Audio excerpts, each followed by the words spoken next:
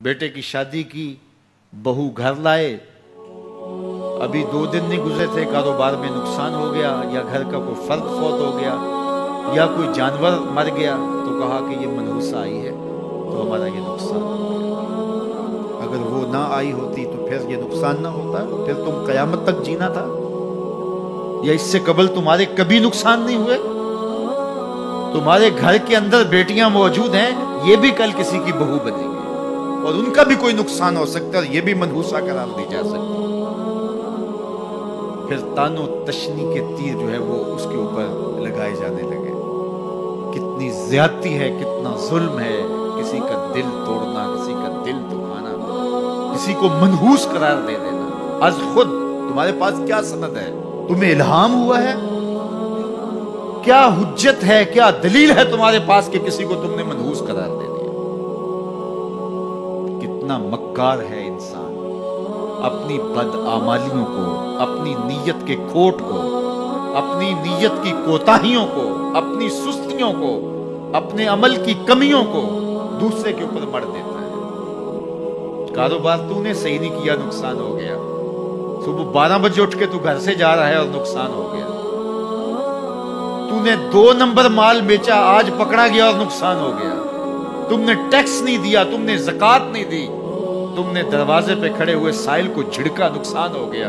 ये तुम्हारे पाप हैं जो मुसीबत बन के तुम्हारे सामने आते हैं। ये तुम्हारी बेतदबीरियां हैं, तुम्हारी नाहिकमतियां हैं, ये तुम्हारी बेएहतियातियां हैं, ये तुम्हारा तकब्बुर है, ये तुम्हारा गुरूर है, ये तुम्हारा उजब है, ये तुम्हारी रियाकारी है, ये तुम्हारी खयानत है, ये तुम्हारी धोखाबाजी है, ये तुम्हारे कल्ब के अंदर छुपी हुई नफरत है जो आज तुम्हें मुसीबत बन के जिसका सामना करना पड़ा है। ये तुम्हारे अंदर के ऐब है जो मुजस्सम होकर तुम्हारे सामने आए। अल्लाह ताला ने कुरान मजीद में इरशाद फरमाया, वमा असाबकुम मिन मुसीबा फबिमा कसबत ऐदीकुम। जो तुम्हारे ऊपर मुसीबत आती है वो तुम्हारी अपनी करतूतों की वजह से आती है।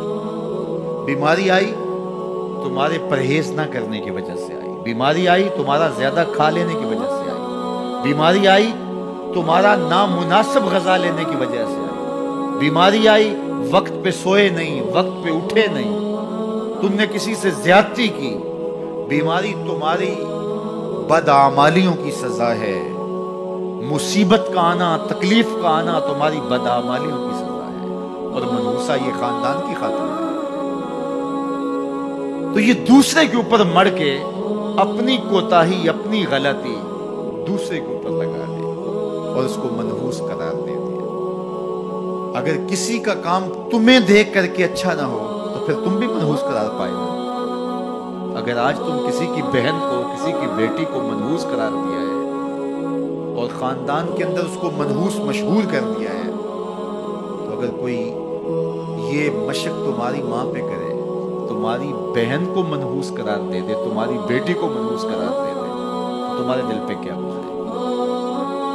ये कितना जुल्म है, कितनी बड़ी ज्यादती है कि आज खुद किसी को मनहूस करार दे दिया।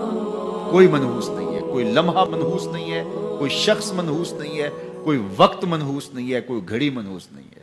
मुसीबत का आना, तकलीफ का आना तुम्हारी बदआमालियों की सजा है। लेकिन कुरान ने क्या खूब बात फरमाई, वयाफु अन कसीर।